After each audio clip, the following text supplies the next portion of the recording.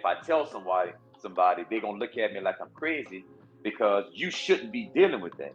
You're 30 years old, you shouldn't be dealing with this. You're 35, you shouldn't be dealing. You're 40 years old, you shouldn't be dealing with. And everybody has a timetable where things should start and when things should end. There's a time frame for when you're supposed to feel this and when you're not supposed to feel it. Is and we have all these gauges and rules and numbers and guidelines and all these things, and it almost causes people when they see that to pull back and say, you know what? No one's ever going to understand what I'm feeling, what I'm thinking, how I see things, you know, because I feel I can't talk to nobody because all I'm going to hear back is rules, regulations, boundaries, this, that, and the third. And so that kind of restricts our voice from even speaking up.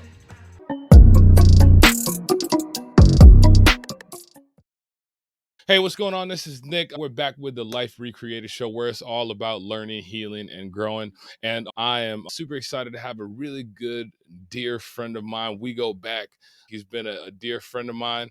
We have both served in our military together. Not actually together, but just served in the military at one point. So we're both veterans. We both served in the ministry at some point in our lives. And so I had that experience and had that exposure.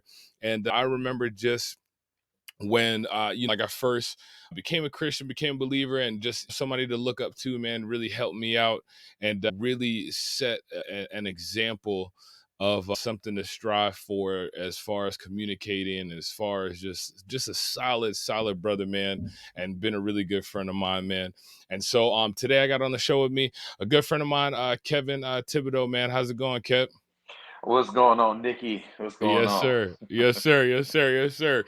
Man, how's everything been for you, man? I know it's been, I know this is our first time kind of jumping into this, but I always like to, just start with seeing how everything has been for you, bro. Well, first off, before we get started, look, I appreciate you allow me the only person to call you Nikki. You know what I'm saying? Yeah, That's yeah, just been something from day one. So, I yeah. appreciate that. Yeah, for So sure. every time I see Roberta, maybe she posts something or she says something, I say, tell Nikki I say what's up, so she Yeah. knows it's me. Yeah, for sure, for sure. And But you're no, correct. You're the only person in life that I've ever been like, you know what? He can call me Nikki. That's it. There you go. I love it, man. I love it. That's great. yeah. But no, man, everything's been good, man. Staying busy with the family. Most of all, investing into them and uh, you know, just enjoying life, man. That's good, Enjoying man. life. That's good. That's good. The reason, man, that I actually, I had asked you to come on and have this conversation with me is we've talked over the years, and we both have a similar experience, and we've kind of experienced some of the similar things in our background, kind of like where we came from and the things that we gone through, man. And just recently we had been talking, and I've been really talking with a lot of guys that I know, and just folks that I respect and folks that I like to just gain some knowledge from and gain some wisdom from. And a lot of the things that I've been really talking to guys about lately is our mental health, like where we're at, especially in our generation, especially after the pandemic, especially after what we've experienced over the last couple of years, man. Like, I really believe that this situation has exposed for us a lot of issues that, like, we just need to kind of address and like really talk about. And that's what I wanted to kind of dive into a little bit today, man, and kind of create like a platform where it's comfortable for men to really kind of dive into it and talk to it. But before we kind of get into that, I want to know and hear a little bit about like your background, because I know, like I mentioned, we were in the military right before. Give us a little bit of like who you are, like what yeah, a little bit about Kev. I know you were in the military before that, but give me a like a synopsis of who Kevin Thibodeau is. Well, obviously, people that listening, you hear last name Thibodeau, born and raised in Louisiana. Love it. Proud to be from Louisiana. Taught me a lot. The upbringing, from the food to how I interact with people, how, all of this was ingrained and instilled in me at a young age growing up in the South, in Louisiana. And I tend to tell people that Louisiana is slightly different from a lot of other states, not just in the US, but even in the South, and I think the mindset sometimes is to bunch every state in the South as being the same, and Louisiana, they would label Mississippi and Alabama as like your poor states and all this other stuff. But growing up, I never saw myself as poor. Did I have everything I wanted? No, but that's neither here nor there. But so grew up single mom. Mom was never married. Uh, had my father. I knew who he was, but didn't have an in-depth relationship with him. If I needed to talk to him, or when he had time, I could see him or talk with him. But it wasn't an investment. I can't say that my father ever invested into my life. So um, moving forward to that, graduated high school and joined the Navy and got married at a young age. Been married to Carrie for 20 years. We celebrated 20 years of marriage in April of this year. Man, congratulations. 20 Yeah, years. 20 Golly. years. Woo. Woo. That's Got good, got man. got married young. Got married young. How old were you when you got married? Got married at 20. We had Jordan Wow. at 19, and we got married at 20. I was turning God. 21 that year. Carrie had, matter of fact, we got married on Carrie's birthday. So she had Oh, just turned wow. 20, and I was turning 21 later that year. Man, yeah, that is kinda that's young. That's young. Well, Yeah. to yeah, because like, nowadays people they be stretching it out to like, 30s and I'm like, "Yeah, no, I'd rather probably get married younger." That's good.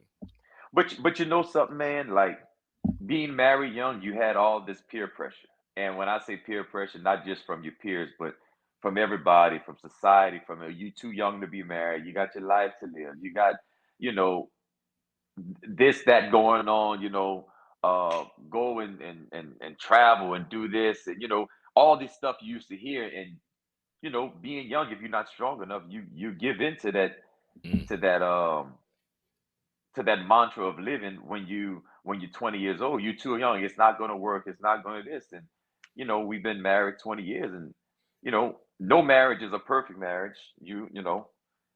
Anybody that's been married for some time can uh attest to that. There's no perfect marriage, but you learn to stick by the woman that's in your life or the man that's in your life. And I can say without a shadow of doubt, Carrie has held me down when we had nothing.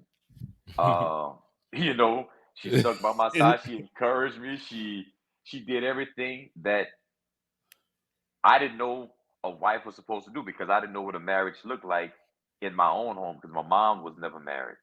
You Mm. know, So uh, so with that being said, now that I think you brought up a good point, man, just to think about is looking back on it now that y'all have been married 20 years. I mean, how would you describe the magnitude of having Carrie and your wife in your life as far as things that you've done, accomplished? Like, how would you say that she played a role in some of the things that you tried over your life? well, I will say that without a shadow of a doubt, I wouldn't be the man I am today. Because one thing she used to tell me when we were teenagers: "You a good man, you just don't know it." Ah, Mm. and I, This is when y'all were teenagers. we were 18, 19 years old, Yeah, maybe but 19 still, years that's old. young, right? Yeah, That's young, and yeah. she saw something in me. She began to speak something in me that, yeah, I'd never heard. That my mama wasn't affectionate where she would speak those types of words into me, or encourage me to, you can do anything, son. Like, okay, for instance, people will see me and say, "Oh, you must have played football when you were in high school because of my build, short stature, Mhm, stocky, this, that, and the third." And I played football in junior high, and I didn't have anybody to come to my games to watch. You know, I didn't have a mom to come and support me. I didn't have a dad. Now all my cousins, my friends, all their parents would come and cheer them on and whatnot. So when I got to high school, I'm like, who am I playing for? You mm, know, I don't have anybody in the stands I can look to and see they cheering for me. I don't, so that kind of, I didn't really recognize it when I was in high school, but looking back, that's how I felt. And I could I can acknowledge those feelings later on. And I knew that's why I did, because, I had no one. Every time I was going to football practice, it wasn't, no one there picking me up to, hey, son, how was this? Good job. I can't watch you practice. I traveled to your games. I did this. It was no one there. So for me, I just kind of pushed it away and say, you know what? Yeah, I'll go and support my friends, but I don't have nobody to support me. So I just kind of left it alone. What's interesting as you say that is because, like, for me, it was almost similar in a sense, but it was kind of like it was similar in a sense, but kind of opposite a little bit because for me, like my parents were really into like books. They were like education and like school, and so when I wanted to play sports, they were like, "Nah, nah, nah, you need to focus on this." So I didn't almost like kind of you like you were saying. It's like that you have that competitiveness, that you have that athletic ability, but it's like what really pushes you if you don't have anybody kind of showing up and really Yeah. being there to kind of encourage you. You know what I mean? So I could Yeah. definitely feel you on that. So now y'all met early. So when you so you and Carrie y'all met when y'all were in high school when y'all met? No, no, we met. I'd been out of high school about a year, a little over a Okay. year, and we Okay. kind of we met, and she let her tell the story. She said, "Oh well, he texted me. I mean, he paged me. He Back in the day, paid we me. had beef. We had beef. But you know what I'm saying? Yeah, yeah, That yeah. you Yeah. know, he beat me, and Right. and I said, yeah, but I said, look, I was a man of my word. If I said I was going, she said, well, yeah, you did say that. If if I said I was going to page you at 9:30, you was expecting the page from me, and you was getting the page. So we Right. would laugh about stuff like that, and one, I remember we had been married maybe 7 years at this point. Ooh, okay. And I remember I was just relaxing in the tub one night in Norfolk off of Arrowwood. And she was in there, we were just having a conversation, and I sat up abruptly. I said, now I realize why I married you. And at this point, being married for 7+ years, what I'm saying, you think most women would probably get upset. Oh, now you realize why you married me? Yeah, yeah. And she said, it was kind of funny. She said, "Well, I want to hear this." I said, Yeah, for sure. she said, it was strange because it had when it came out, it had nothing to do with the conversation we were talking about. Yeah, So I told her, I said, you know what? Your friendship. You have always been a friend, and you've been by my side from day one. And uh, I said, and then she said, I can accept that. I can accept that. yeah, you know. But it was kind of one of those funny moments uh, for us, and I kind of tell it to people, you know, on to lighten things up about marriage, and like sometimes your why in the beginning is not always your why in the middle. You know what I'm for saying? And sure. because you haven't really processed a lot of things up until that point, so Right. it's kind of one of the funny things I kind of tell, but it has some truth to it in the same sense. Yeah, for sure. And then I think too, it's like I think you just really made a really good point. Your why in the beginning is not always going to be the same as your why in the middle or Hmm. kind of moving forward. Me and my wife, we've been just talking lately about how, life is really like cycles, right? Seasons. Like it's like, we see the same, a lot of times the same seasons kind of can come around and we kind of experience the same seasons. And in the beginning, you kind of just don't think that that's going to happen, right? You just think that Hmm. this is always going to be great and this is always going to be fun. And, not saying that marriage is not that, but just recognizing that you're gonna go through those different cycles and those different seasons in that relationship, man. And just being aware of it, you know what I'm saying, and knowing that it's gonna come, but then knowing that it can kind of come back around, you know.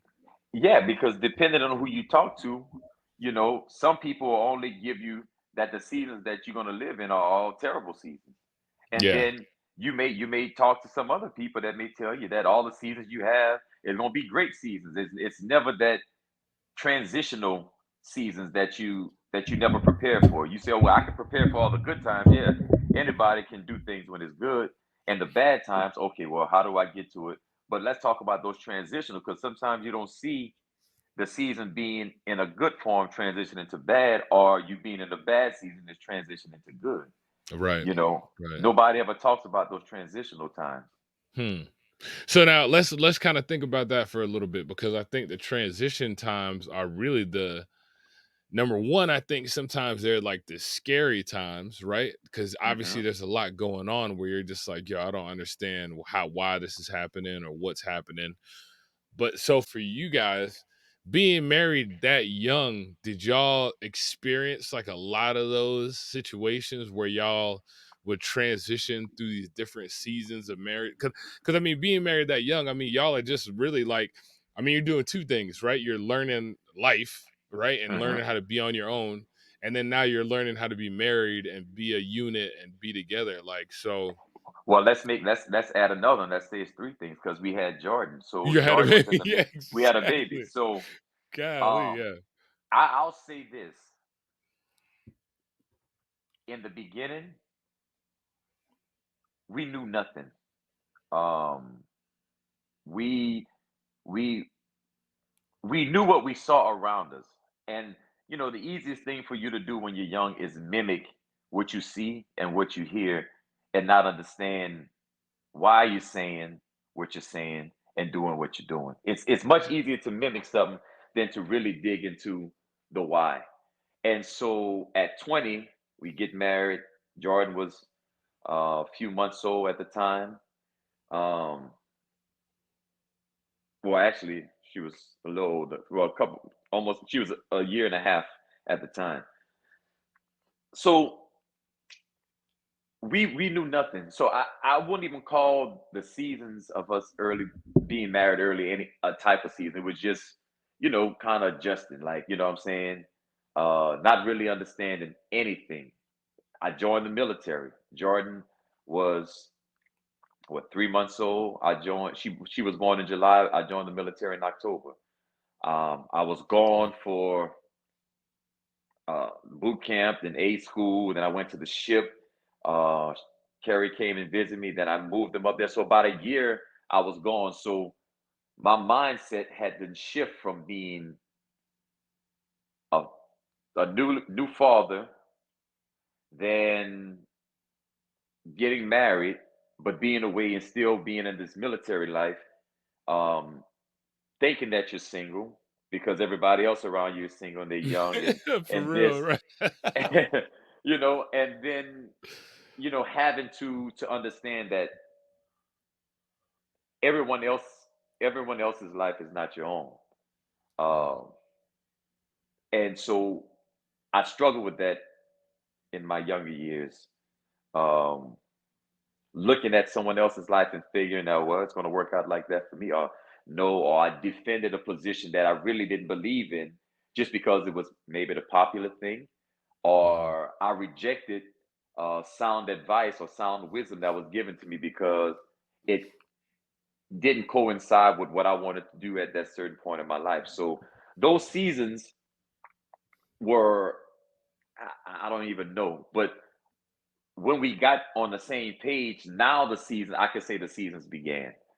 Um, and so we went from a bad season to transition into a good season, Okay. but didn't know how that was all playing out, but it kind of gravitated towards that. We couldn't tell the pinpoint moment. We couldn't pinpoint, okay, I've traveled 600 miles. I have 600 miles to go to my destination of a good season. We couldn't do that, but Right. we knew that we was on this journey moving away from what we considered bad to something that was much better. And it was, you know, it put us in a place, and being that we were 20, 21 years old, away from mama, away from daddy, brother, sister, cousins, aunts, uncles, we learned to start depending on ourselves, or well, not on ourselves, on each other, should I say.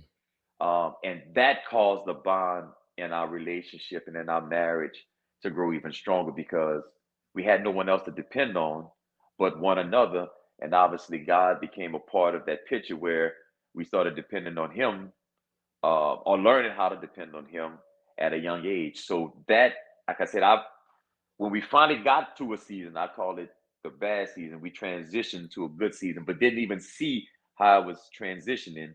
But we know that when we arrived in this season of life, it's like, man, this is good. It's so much better than where we were before. Mm. And so what I hear, but there's a lot of good nuggets you just said in just that little chunk. Number one, I hear you saying that you and Carrie, y'all got to like a point where you said, you know what, we have to look at this. Almost what I was kind of hearing was like, we have to look at this as a journey. Like we're not. This is not just uh uh like a one time kind of thing. You know what I mean? Like you Hmm. mentioned when y'all got on the same page and you started saying, okay, let's learn how to like depend on each other. Let's learn how to like work through this with each other. Like I think Hmm.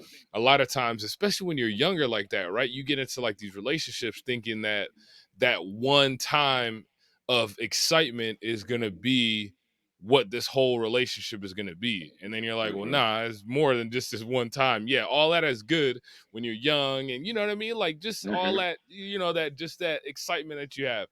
It's good, but it's really a journey. And when y'all Hmm. looked at it as a journey and you said, "Hey, let's figure this out and let's work together at this," um, it like that's when you were able to transition into a different season. And so for you guys though, I mean, that had to be really good because did this all happen kind of after you were in the military, like with that whole transition and then everything like that, or Well, yeah. okay. So the first year and a half of my military career was, you know, I was away. Um, we tried to work things out. She finally moved to VA. We lived together for a couple months, and then we separated because I said, "Well, I don't know if I'm ready for this." Mm. And when we separated, she moved back to Louisiana. She had bought a whole bunch of stuff. She was excited, this and my her excitement wasn't matched by me. I seen it more as like, okay, okay, okay. It wasn't that excitement because I didn't understand the magnitude of such a sacred decision that we made. So we split up. I call it split up, but I end up leaving and going on deployment. And during deployment is when things started realigning itself for absolutely the best. And this is where I say the bad transition slowly started into the good transition. Because when I went on cruise, something happened, and I remember I contacted her from overseas. I said, "Look, we can't get a divorce." She's like, "Why?" I said, "We just can't get a divorce." You know, and you know, while I was on cruise, most women or young ladies at the time, you have full access to a man's money. You were E3 in the military. You ain't making much money, especially Yeah. back in the early 2000s. It wasn't. But what she did was she took that money, and this is where I knew, not that I knew, but I was I was assured that she was on my team. The money that I was sending back to her or that she had access to, she was paying off my bills, paying my debt, and when I came back, I had money in the bank. It wasn't Dang. those horror stories where, Yeah, so she my was taking wife, care of you. yeah, she was taking care of me. So Yeah. immediately when we got back to the States, we pulled into Jacksonville. I think we did a Tiger cruise, and I left from there. And I think I drove or I flew from Jacksonville to Louisiana. Went meet her, got my car. Her and my daughter. We had no place to live. We knew some friends. We went. spend maybe 2 weeks living with them, found an apartment, and once again, that transitional led us into one of the best seasons of our lives.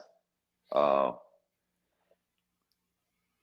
Man, so that's good. So now, so all of that, so you guys had this transition. So what? So now is that the transition where, like, I know obviously you and I, we met in church and we met in that kind of atmosphere. Was this the like, was that part of the transition that happened, like where you guys kind of went into the church and things kind of changed, or what happened to cause that transition? yeah, it was that, shout out to Will Beasley, Will Bowers, you know what I'm Yeah, saying? yeah. We was on cruise together, man, and Christine Dewberry and you know a few other guys, Houston Denard, we was all on cruise and we end up giving our life to Christ. And it was a transitional phase for us, but we knew something was changing. So when we got back off a cruise, we all went head first, and being a part of uh of the body of Christ. Gotcha.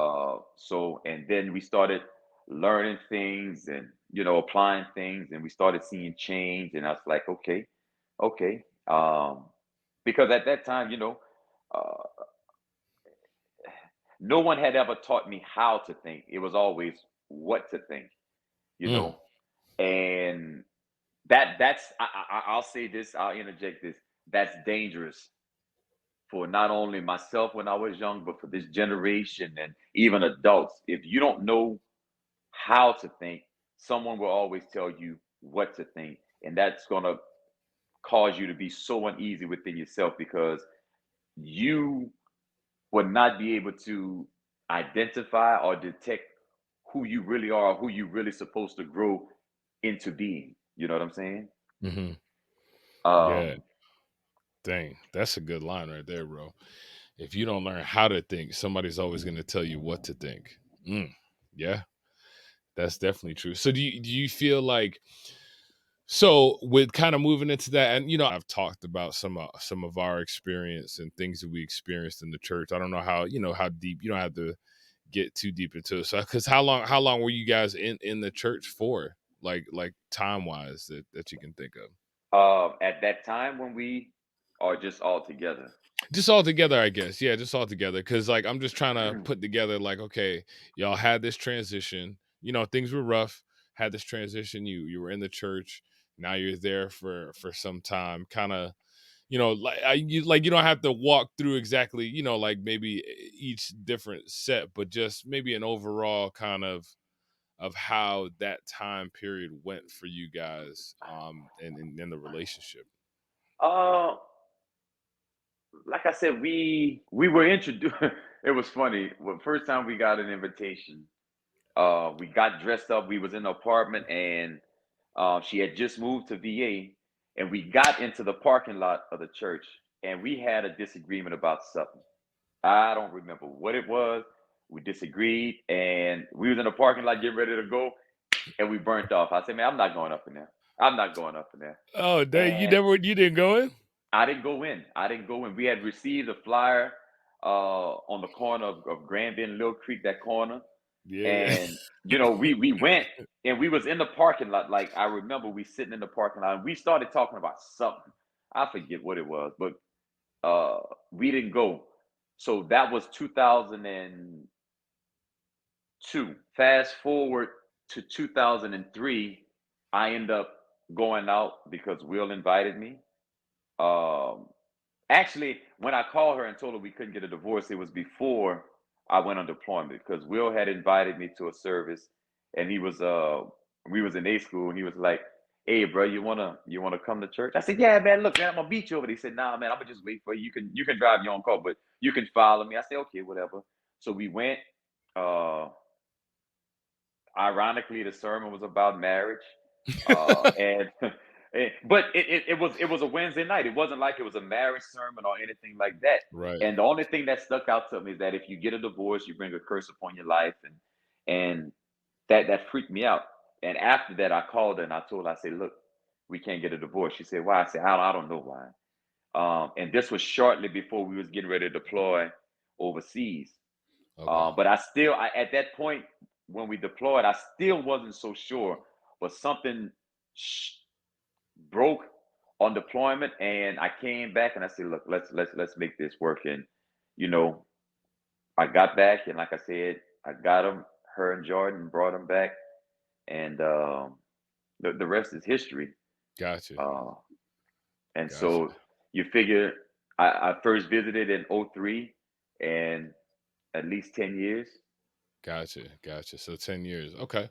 So I know you're there for the 10 years. I mentioned before that you were in ministry and you were in ministry together. So kind of like fast forwarding a little bit, you had gotten was it something that like you were there for a little while and you kind of decided, hey, this is something that I wanted to put my life into as far as ministry is concerned? Like when did that shift kind of happen for you during that time period? So I was just evaluating my life maybe a couple of days ago. I was just thinking about who I am and how I function. Right. At that time of my life, I didn't realize, but I can acknowledge it now. I always had this desire to want to be a part of something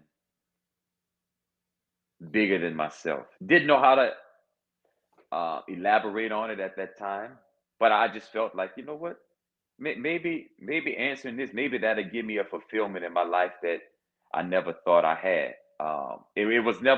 It was never out of pride or arrogance. I say, oh well, I can do that better than him, or watch me get up here and do this. I was just a normal cat that just enjoyed interacting with people, talking. I like to clown. I'm a jokester. Um, like to see people laughing. We laugh together. I'm real personal. Like I like to talk and be real with people. So I thought by entering into the ministry that this was something bigger than myself. But also, I wanted someone to be proud of me.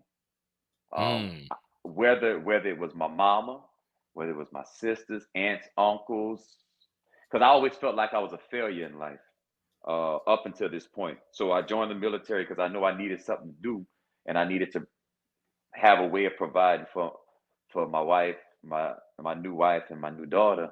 But I always had this longing. I just want somebody to be proud of me, right? So my sister, she went on to college, got her master's degree.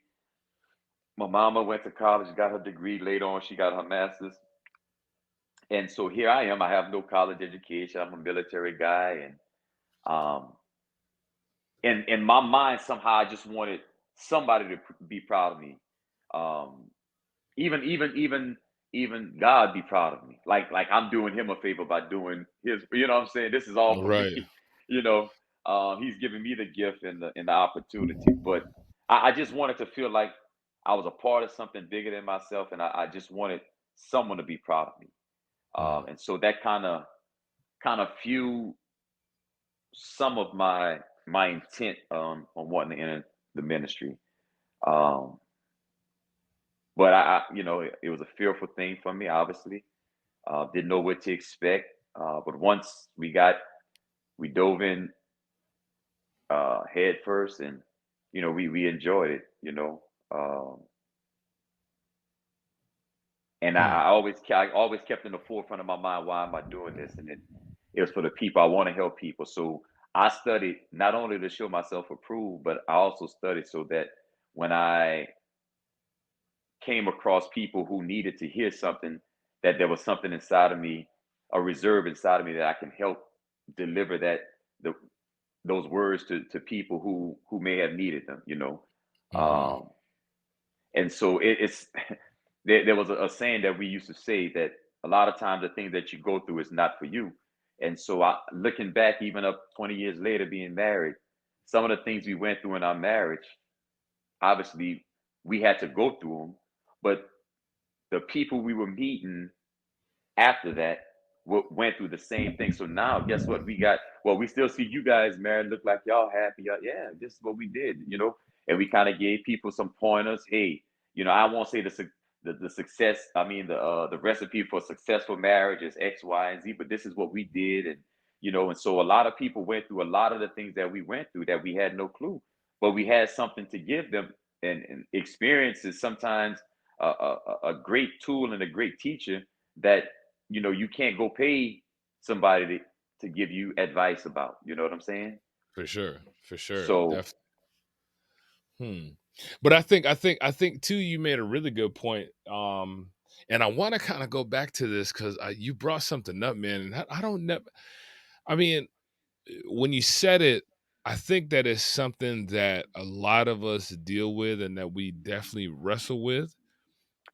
And I never really, well, I wouldn't say I never really, but like sometimes we don't really think about how much this drives us. And you mentioned that you just wanted somebody to be proud of you, right? mhm, Um, I feel like when you look at a lot of times, like even if we just use men, right? If we just look at men, a lot of times we'll choose certain occupations, we'll choose certain careers, we'll choose all these different things to gain success because we want someone to feel proud of us. Where do you think that comes from? Because I feel like it can be like such a common thing for us to really deal with and face with across the board. I mean, where do you think this issue of us like needing to have somebody to feel proud of us or wanting somebody to be proud of what we've done, where do you think that comes from, man? I mean, maybe even in your life or even just in general. well, I'm gonna speak about me because I can't say that one shoe fits everybody, but not not having that growing up really probably started the whirlwind or the cycle in my life to long for something that you didn't know you were longing for, and you get it and you not know how to deal with it. Going back to what I mentioned earlier about Carrie would tell me, "You a good man, you just don't know it." Go, what you talking about? I don't, what you talking Right. about? You just trying to. And I had never heard those words before, right? So she was proud of me even at my worst, but I didn't know how to receive that. Mm, So to to want it and you finally receive it, you don't know how to accept it, and you think, and so that kind of breeds you being skeptical about people coming in your life and saying good things about you, or you becoming a cynic about somebody giving you some type of praise. And I was always a type to, like, nah, man, that no. Oh man, that was real good. That was this, and thank you. Yeah, okay, and I didn't know how to accept it because I had never received those types of things in my life before, to be able to reciprocate that when someone would tell me something nice, or give me some type of affirmation, or tell me that they was proud of me. I didn't know how to reciprocate it and say, "Oh, thank you." This goes back. I didn't know that. So for me, it was, I didn't know how to take compliments. I mm. always thought there was a motive behind somebody telling me something nice, or saying something. And you know, even as an adult, I sometimes still have a a, a way of receiving certain compliments, because sometimes you, once again, the skeptical cynic side, you just never know people's motives, and it could be as pure as, it can be as organic as all get out, but you don't know that. So that goes into your protection shield comes down. They say, "Well, I got to protect my heart because I don't want to get my head blown up." And then later on, you go and tell me something that just crushes my feelings, and you know what I'm saying. So I would use that as my shield mechanism to fend off unwanted compliments, or artificial compliments. You know what I'm saying. So for me, I did that and not even knowing it. And as I got older, I started realizing it. So um, it's crazy. It's Well, crazy. Well, I think the good thing is, like you said, getting older and you starting to recognize it. I think it kind of segues into to a little bit of like the conversation that I kind of want to touch on, because when you say that and kind of explain it that way, I think that a lot of us, especially I feel like as men, and I'm not, I always try and be careful with how to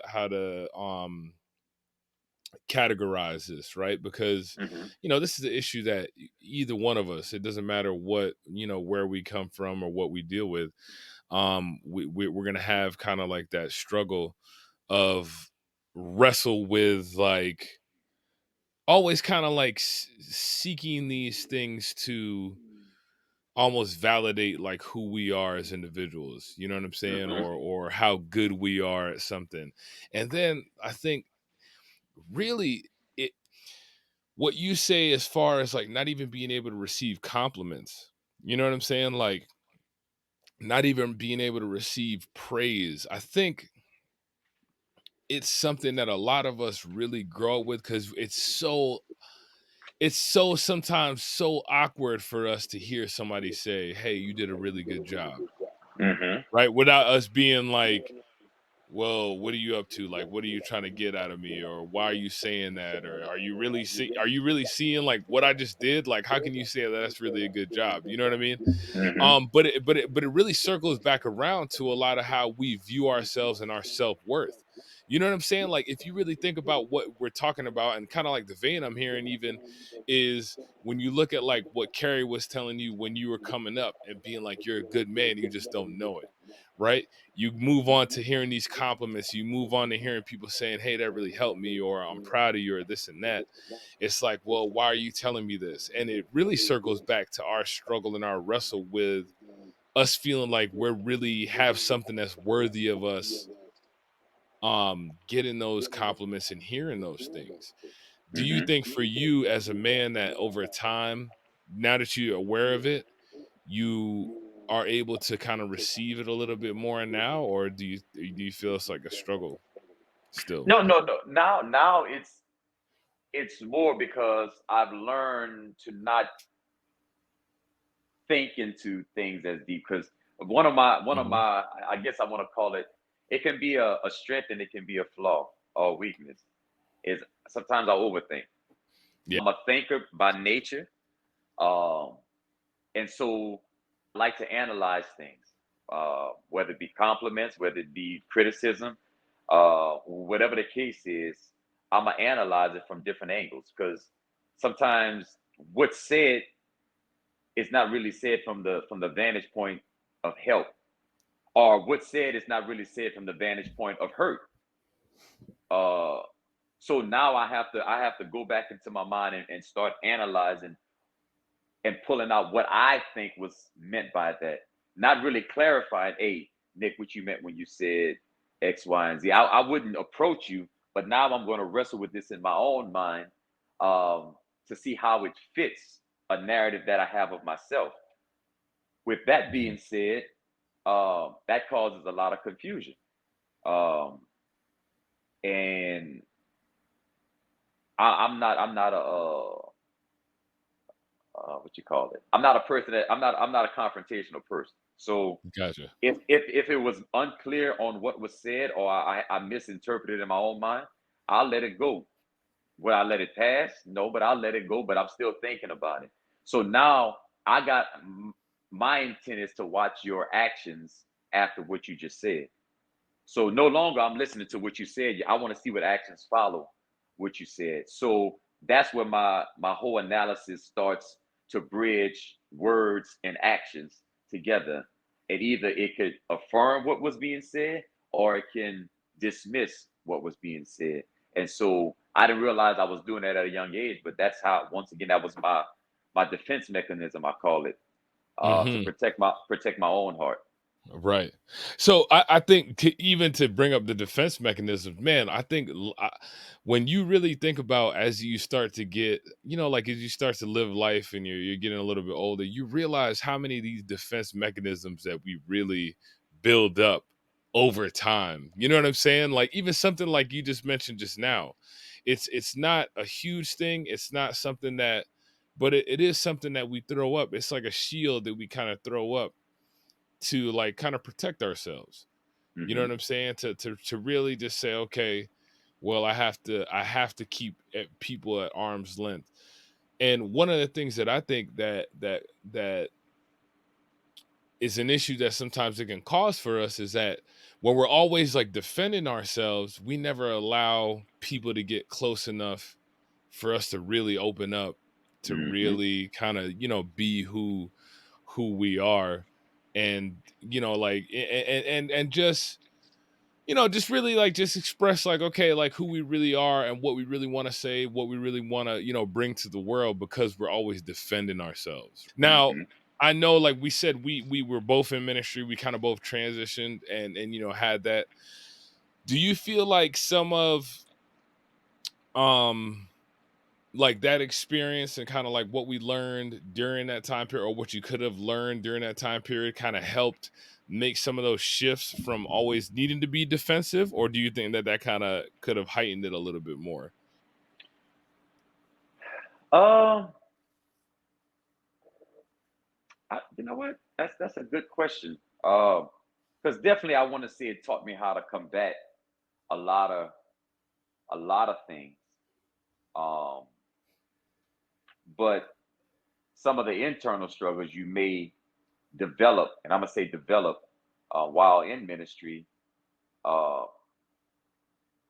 you almost like you're tossed in the middle of the sea without a life raft, and how to survive those things, and you know entering into the ministry and learning things about it taught you one thing, but the internalization of other conflicts that arose inside of you, you really didn't know how to be able to stay afloat, and you felt like you were drowning on the inside. But the problem with drowning on the inside is that now what you was defending off, now you're living with, because you can't really speak to someone about it without maybe them viewing you in a certain light. Mm. Um, that that maybe sometimes it's only in your mind, but you're thinking here the skepticism and the cynicism uh, begins to rear its ugly head against, like, well, if I tell Nick what I'm really feeling on the inside, then how's he going to look at me? We both in ministry, we both supposed to be doing this, and I'm struggling with X, Y, and Z. That he's going to look at me. Well, man, what you doing? Why you shouldn't be feeling? You shouldn't. And in my mind, that's how I perceive what you would think about me after I just maybe spoke a word, and oh, thank you for that, man, that helped me, but really on the inside I'm speaking about myself on this topic. It helps someone else, but I really don't know how I'm helping myself. You know what I'm saying? For sure. Yeah, no, I feel you. I feel you. And then I think too, what that brings up too is I feel like that causes a lot of the struggle for you to even want to reach out for help in general, right? Like you Right. said, if I'm in that mix and I'm out here and I'm like telling all these folks, hey, and trying to encourage other people, but really I'm like, oh, this stuff is for me. You almost kind of box yourself in. And even not just even in ministry, but just like even as a man in general, I feel like a lot of times this is some of the internal struggle that we face when it's like, okay, I want to reach out for help, but if I tell like my homeboy, if I come to you like Kevin and say, hey, I'm dealing with this or struggling with this, oh, well, what are they going to think of me? How are they going to view me? And it causes, we box ourselves in to that, right? And I, in ministry, I think there's a little bit more of a heightened kind of thing there, because you sometimes you feel like you need to act a certain way, or talk a certain way, or be portrayed a certain way, and it makes it kind of harder. But even if so, now let me ask you this: with that being said, after ministry, so because like right now you're currently not in, like, we're both not kind of like currently actively in ministry like that, but when you transitioned out of that and you kind of moved away from that, do you feel like you still had a lot of that same internal struggle of reaching out to ask for help, even though you're not now in like a ministry position or something like that? I did, up until a point where I said, you know what, I can't be the only one feeling like this. And so Mm. you do a test run. You throw a test run out there, and I'll come to you and I say, Nikki, look, uh, man, you know what? I I'm having trouble sleeping at night. Just something small like that. He said, man, you know what, man? I had the same thing. Oh, really? So now we got a connection. So now I'm connecting with you on a topic, right? And most of our conversation when we talk may circle back to this topic of not being able to sleep. Okay. So if he's dealing with that, well, let me see what else I got inside of me that's really bothering me or really nagging at me. Hey, and then I bring up another topic and you tell him you're dealing with the same thing. So slowly my ease of guilt of feeling a certain way is being relieved slowly because I realize that I'm not the only person that's dealing with this particular thing. Where in my mind, I'm the only one, and if I tell somebody, they're gonna look at me like I'm crazy because you shouldn't be dealing with that. You're 30 years old, you shouldn't be dealing with this. You're 35, you shouldn't be dealing. You're 40 years old, you should be dealing with. And everybody has a timetable where things should start and when things should end. There's a time frame for when you're supposed to feel this and when you're not supposed to feel it. Is and we have all these gauges and rules and numbers and guidelines and all these things, and it almost causes people when they see that to pull back and say, you know what? No one's ever going to understand what I'm feeling, what I'm thinking, how I see things, you know, because I feel I can't talk to nobody because all I'm gonna hear back is rules, regulations, boundaries, this, that, and the third, and so that kind of restricts our voice from even speaking up. So as I got older and uh, no longer in ministry, I started putting feelers out there for people that I have respect for people that I feel I could talk to about certain topics. And as I began talking to them, I started finding out that I'm not the only one. Mm. I'm like, you mean to tell me for the last 15, 20 years, I've been thinking like I'm boxed in by myself and nobody understands what I'm feeling and it's only me. And you know what? Then I start thinking, well, what if I would have said something earlier? Yeah, You you feel know, like yeah. what if I would have said, but I can't live that way. So now I know that, even some of the recent conversations you and I had, you're like, yo, I'm like, yeah. He's like, yeah. And, we going back and forth because, Yeah. that the liberty is there to talk about it without the fear of being ostracized because of what you think, how you think, when you thought it, who you thought it around, what they would have thought when you thought it, and all these scenarios that we play in our own mind that really doesn't really exist. You know, Mhm. Yeah, um, yeah. so that I think that's as I got older, I feel more apt to talk about it. You know, be real with myself, like not to push anything off on somebody for now it to be their burden, but to really just talk it out and see, hey, am I crazy? I thought this. Do you think what about this? Like, because as thoughts come through our mind and we don't process them rightly, or they go unchecked, and then we voice it to somebody else. To us, it sounds crazy, but let me see what somebody else thinks. Hey, I thought about this idea. What do you think? No, you're not crazy at all. Oh, okay, okay, okay. All right. Yeah, you get a little bit of confirmation that you're all Yeah. right. And you know what I think, and I appreciate you saying that because I think especially recently, I noticed that for a lot of times, for us as men, that's really hard for us to really do. And I appreciate you sharing how it really kind of is. Like what you said is really how we approach it a lot of times. We'll throw out a feeler, we'll throw something Uh-huh. out there. You know what I mean? We'll be like, all right, let me say, if I say this, let's see what the response will be. You Hmm. know, and I think a lot of that really revolves around too is that, man, for many of us, man, and it doesn't matter, for wherever you come from, a lot of us have dealt with so much like rejection, Hmm. like being put down on certain things and being told we couldn't do certain things, and that can really affect us, man. And so for you, with you being able to be aware of that and now being able to kind of like reach out, talk to people, how do you, I mean, I know you said that it felt liberating. What else do you felt like it helped you with as far as, your own well-being when you started being able to feel comfortable in doing that? Did you see any other changes that helped? It also gives you or provides you with a different perspective because you know if we be honest as men, own perspective feels like the best perspective, therefore is the only perspective, and we reject other perspectives. Hmm. Um, to where you're able to talk something out with someone and you get a different perspective, it's like, dang, I never thought about it that way.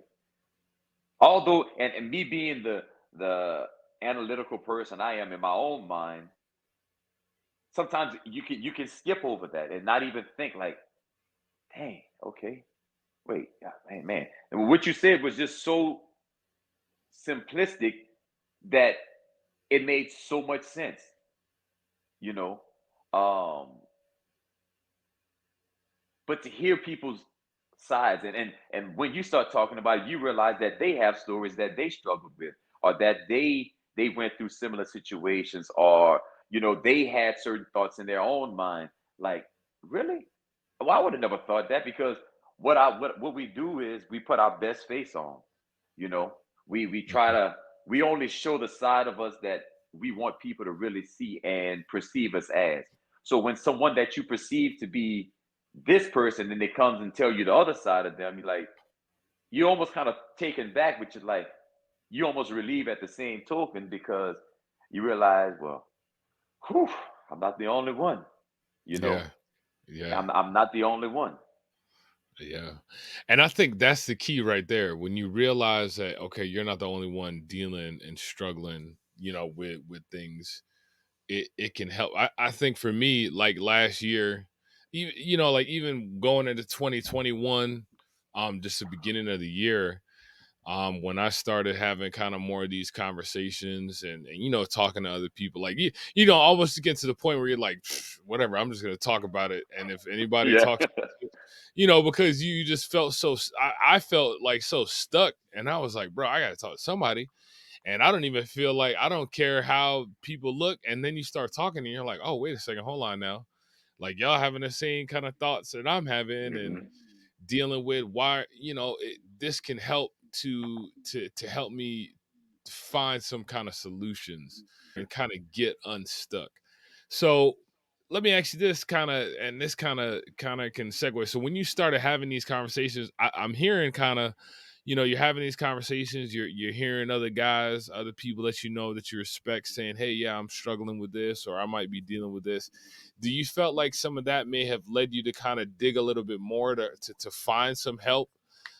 Just as, more than just just more than just like sending out feelers, more along the lines of saying, hey, look, I'm gonna really talk to people and try and find some direction. Did that kind of evolve over time where you felt more comfortable kind of asking for help, like in that sense? It definitely evolved over time and out, you know, help.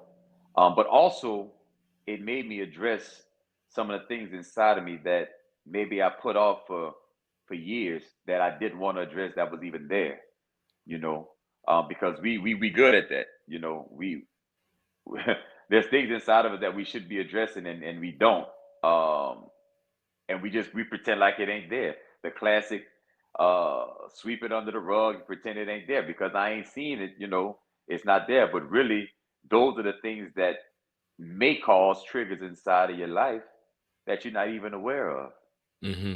Um, so that helped me to really dial back and look back into certain things and how certain things came about um,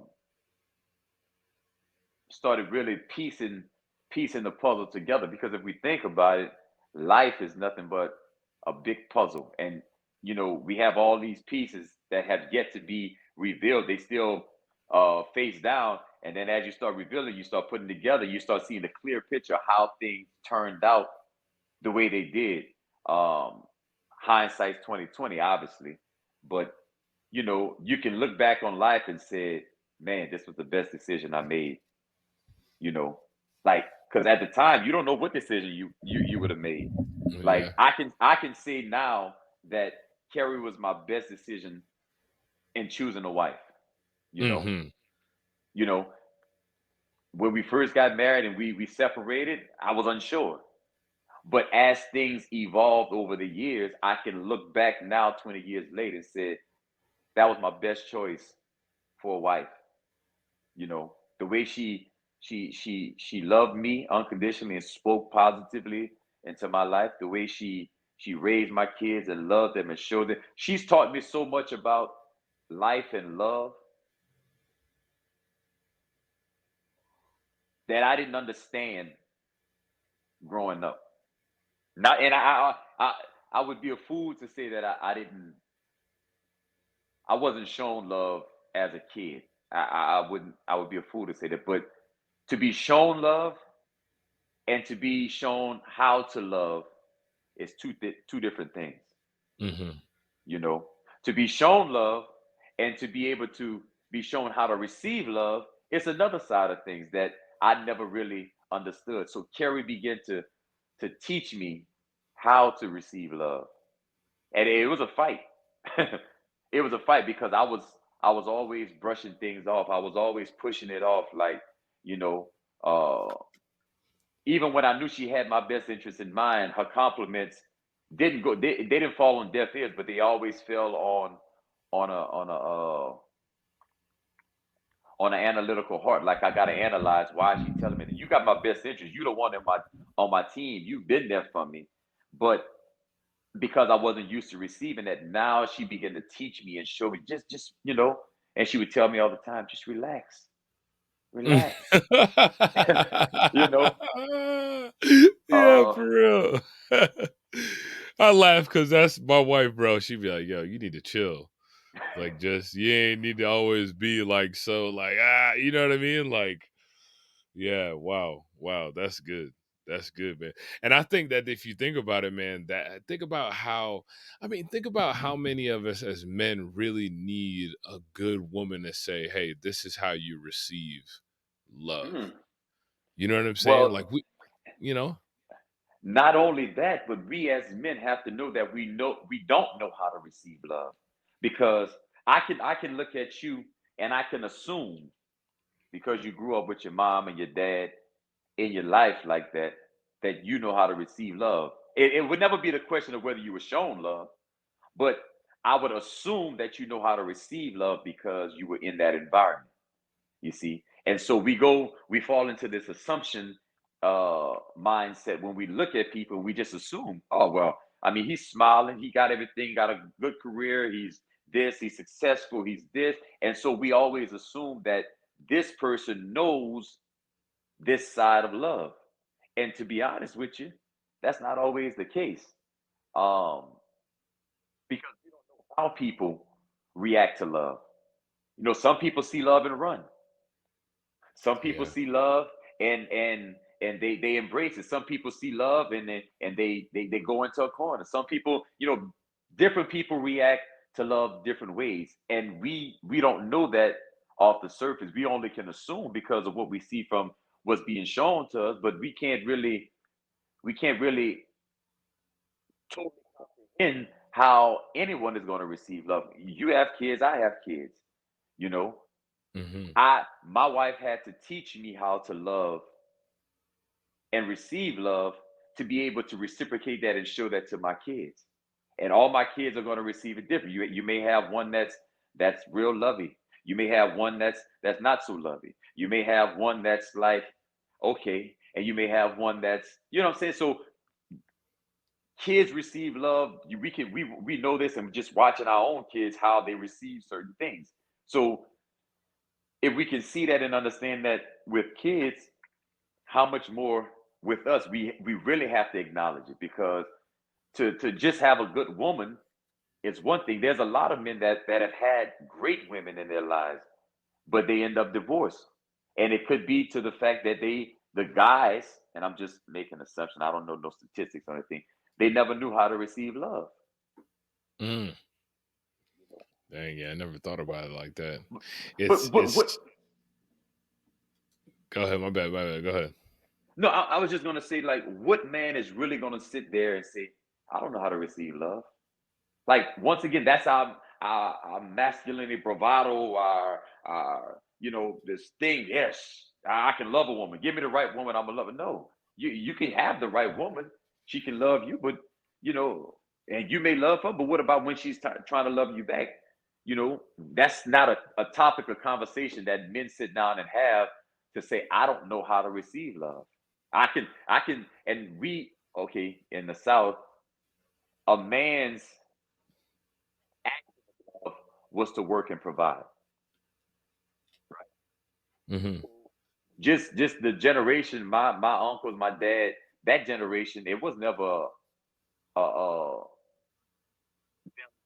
about them receiving love or feeling unloved, because their parents, they never showed them that type of love. And I talked with my uncle about it, and he said, yeah, that was never, my grandfather never did or said certain things to this magnitude where the kids knew. But that you're loved, but to receive it is something totally different.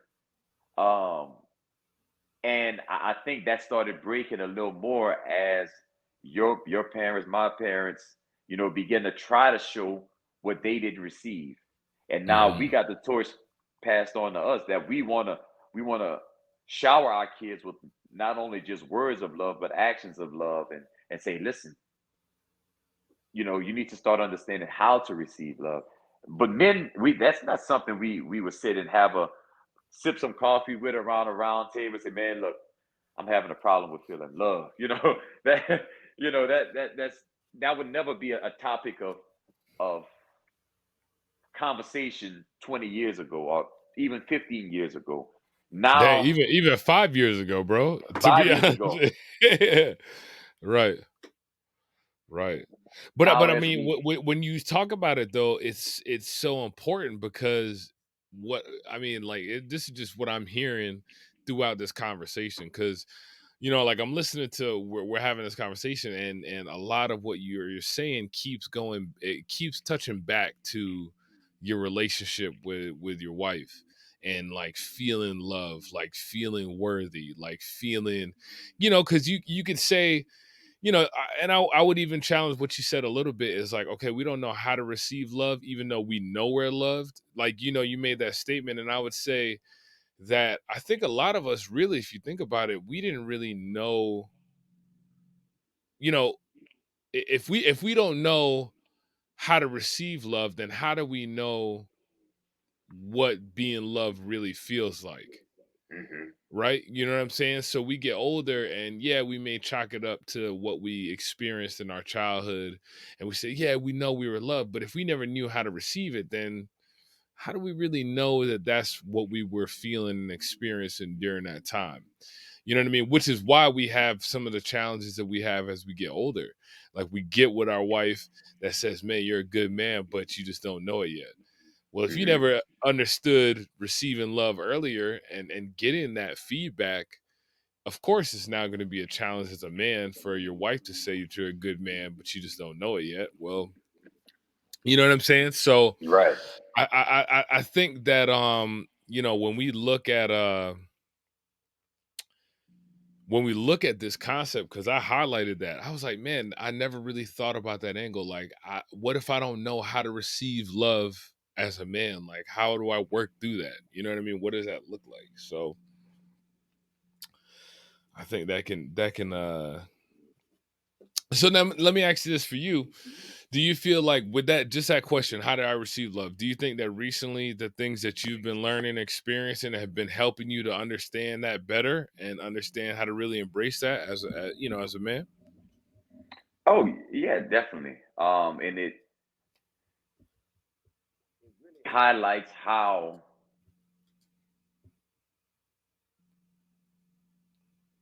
true love is not conditional. Mm-hmm. Because even within myself, would say my love was unconditional, but at times my actions could could abort conditional and make it seems like it's conditional. I don't know if that makes sense. Yeah, kind of say it again. Say it again. Let me see if So I. I said sometimes your words can say that your love is unconditional, but at times your actions can make your love seem conditional. And what I mean by that is that yes, I love you. Yes, yes, I love you. I love you. I love you. But if I'm feeling a certain way and I shut myself off from the love I should be given by the words I just spoke about loving, and I shut myself off, it can almost seem like my love becomes conditional because now I'm not letting you in to this area of my life or this area of my heart or this area of my mind or this area of my situation, you know. And it almost seems like it's being conditional because I may act or react a certain way in this moment. You know what I'm saying? Mm-hmm. Um, because conditional love is not always permanent. It always show glimpses of conditional, even though it may not be full-fledged conditional. But that can be misleading to some people. You know what I'm Yeah, I see what saying? you're saying. Yeah, I see what you're saying. I see what you're saying. And I think that too is kind of. I think that just kind of comes with time, right? It comes with time of Right. like learning what that is supposed to look like. But I think what I would say that I definitely am proud of for you is like, okay, being willing to say, hey, I don't know how to learn how to receive this love, so now I have to work through really figuring that out and really learning that in my own life, and really helping that. So let me ask you this. I think, because I know we've been talking, and I know we had some questions, and we kind of touched on it, but I think man, I got a whole thing of notes, of what you wrote and things that you talked about, man, because a lot of this really was powerful, and I think that a lot of men especially need to hear that, okay, it's okay to have like these type of conversations like that. So where you're at now, as we kind of, just kind of laying a plane a little bit, where you're at now, things that you've been learning, things that we just talked about, how to receive love, how to receive those compliments, those different things, in your own life. Where would you say that you're at now, maybe mentally as a whole, with understanding those things in your close relationships, and even as a whole, where do you feel like you're at with what you've been learning, um through some of these lessons, mentally and as a whole, as a man? Where do you feel like you're at right now with that? Well, I would probably say that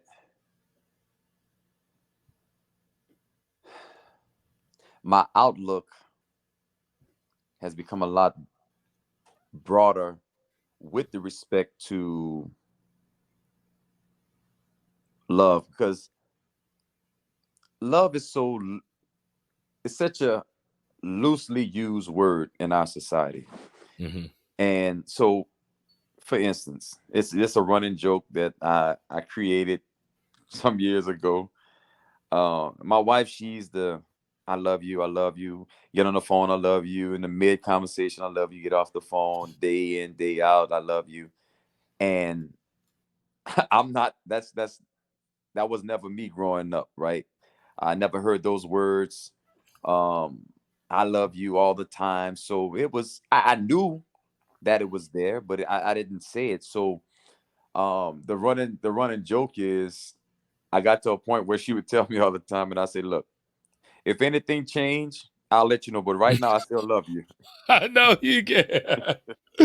You know. Yeah. I Um, remember that. Yeah. but now I understand how those words, not only just the words of love, but the actions, the small little actions of love, they impact me a lot more as I start to let it resonate inside of me that I am really loved. And uh, I am learning how to give love back and receive that love, because once again, it's a transitional phase that you can't even really tell that you're transitioning into. You just know that I used to be like this when it came to this topic of love, receiving love or showing love, or whatever the case may be. I was this way, but now I see that I'm not that way as much as I was before. Is it Hmm. totally gone? No, but I know there's progress. And I always tell myself, and I tell other people too, I say small progress is still progress. Um, so I I feel that, you know, with the unconditional words from my wife and my kids, all three of my daughters, with their actions, and you know, yeah, true story. I don't know what was going on with me, and I was standing in the closet getting ready to pick some clothes out for something, and I don't know what I was feeling. I'll be honest with you. And my daughter, she was standing right there. She said, "Do you need a hug?" And as a father, you would say yes because that's your daughter asking for a hug. But when she asked me that, that really touched the core of me, and I'm like, yes. And she gave me a hug, and it was like almost like that exhale, like, okay, okay. My wife would tell me that all the time. I just need a hug. I didn't Hmm. understand it. I didn't understand it, so I couldn't. I couldn't really process what she was feeling or thinking at that time. But when my daughter did that, I was like, wow, The okay, light bulb went off. yeah, yeah. But once again, there may be guys out there like that, that tell their kids or tell their wife, "Hey, I just need a hug. I just, But for me, and I know a lot of guys that wasn't raised, or I don't even want to call it a sensitive side, but you know that did something to me. Yeah. Um, but once again, that's not a topic of conversation that you have at a round table sipping coffee. You know what I'm saying? Exactly. Yeah. I mean, because for most of us, you think about, I was just talking to a friend of mine about this. I said, if you think about it, man, when you look at, for a lot of men, when you look at our physical interaction, like growing up, when we physically interacted with other people, a lot of that physical interaction came in the form of some type of like physical pain, Right. right? Either you was getting a whooping, Mm-hmm. you was fighting your cousin, right? And Yep. y'all on the street and y'all slap boxing, hitting each other upside the head, right?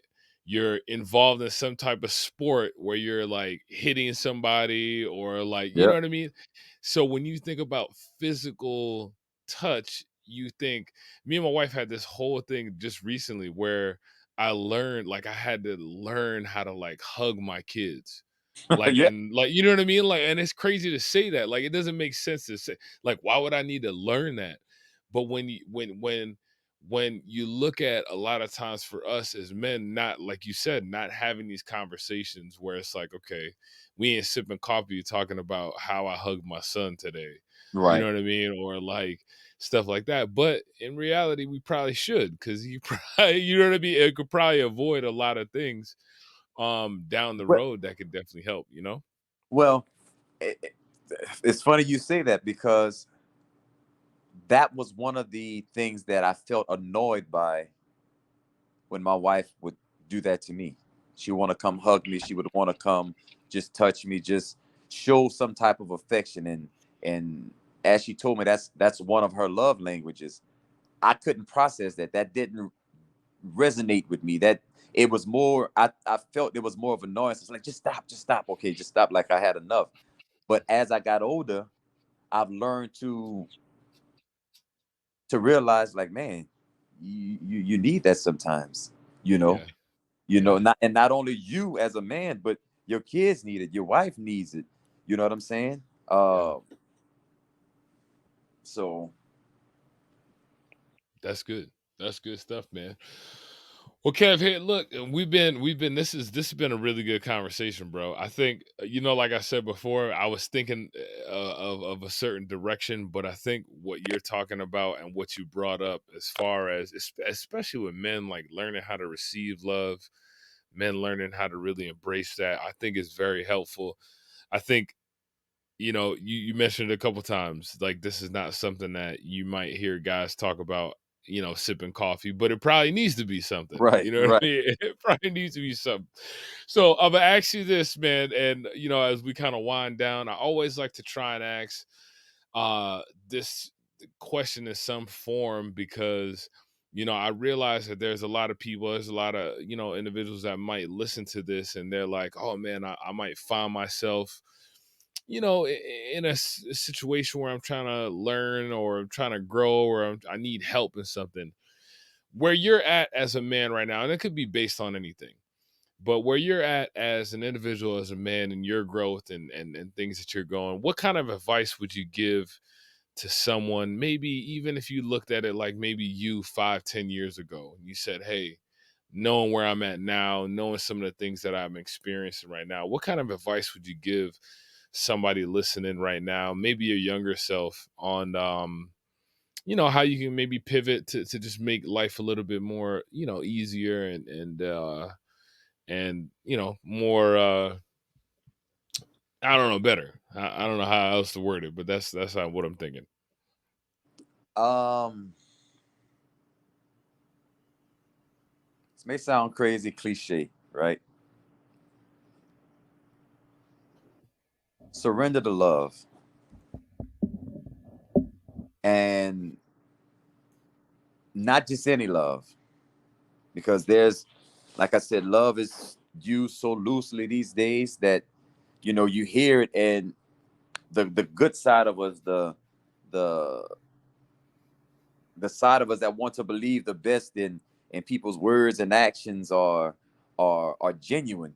you know no, not those words of love, the love of those that are around you, that have shown you that their love is tested, it's proven, it's solidified in stone. It's there. Surrender to it. And that would segue into your surrendering to the ultimate love, which is God's love, obviously. you know and I think maybe that's one of the reasons we have an issue with surrendering to God, because we never really understood what it was like to surrender to love in the physical. So processing, how do I surrender to love in the spiritual, almost kind of makes no sense. It makes sense, but it's hard to process that. So if I was to tell myself 20 years ago, first getting married, 5 years into marriage, and this, start surrendering to love early, because you start learning things, and love starts carving things inside of you where life can flow through. But it also cuts things off of you that doesn't need to be there. You know, like the the the the rejection, the this and all that. And when you know that someone is truly loving you, it it builds you up. The Bible talks about love building up. Um, and had I learned that earlier on, I would have been able to show it earlier to my kids. Now, better late than never. Uh, but you know, for my kids to say, "Well, Dad, I never seen that side of you. You cry." It took a funeral for my kids to ever see me cry. Not that that's a, a symbol of sensitivity, but they saw a side of me that they had never seen their entire life. you know. But I think, had I surrendered earlier on, and not been so, we could say prideful, but I wouldn't call it pride. Or maybe we could call it pride, not want to show that side of me that I am surrendering to love, whether it be to my kids. Dad, I made this for you, or Dad, I did this. I just want to hug you. Sometimes not showing that you surrender to love, those types of things, when love is given to you, seem like a burden. It seem like an annoyance. It seem like an irritation to you that you may not speak outrightly, but you feel it on the inside. It causes you to kind of distance yourself from being able to surrender. And now knowing that what it feels like after I surrendered, I would tell myself 20 years ago, man, you should have did this sooner, because look the fruits that it's providing in your life. And now, people that you're talking to, you're able to give them some wisdom behind the things that you learn and the things you've experienced, and how it affected you and impacted you. And for some people it ruined them. There's no bouncing back from it, you know and some of us, we survived it. We here to tell a story. We here to share our story, our testimony, and tell it. And surrender is a powerful, powerful thing that goes neglected, I would say. Mm-hmm. Dang, that's good. That's good, man. Surrender, man. That is, bro. I don't think that she could have. I'm not gonna add any more to it. You know how people mess it up at the end when you say something good and they be like, I wanna. I'm not gonna add anything else to the end of it, because I think those 3 words, man. I think you really summed it up. There's a lot of us as men that need to learn that. There's a lot of us in life in general that really need to learn that, man, is learning how to surrender to love. So I appreciate that, man. Man, that's good. Ooh, that's good.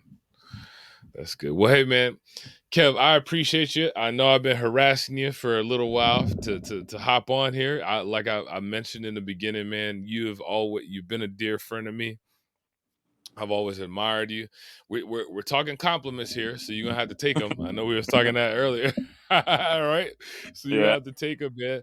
I've always admired you, man. Your way of how you've carried yourself, bro, over these years, man. And 20 years you and Carrie being married, and I know I didn't really know and interact a lot during that time period, but I mean, over the years, man, I always looked up to you as a good brother, man, as a good friend. And so I appreciate you finally getting on. I think that what we talked about today for sure is really going to help some folks out, man, just listening.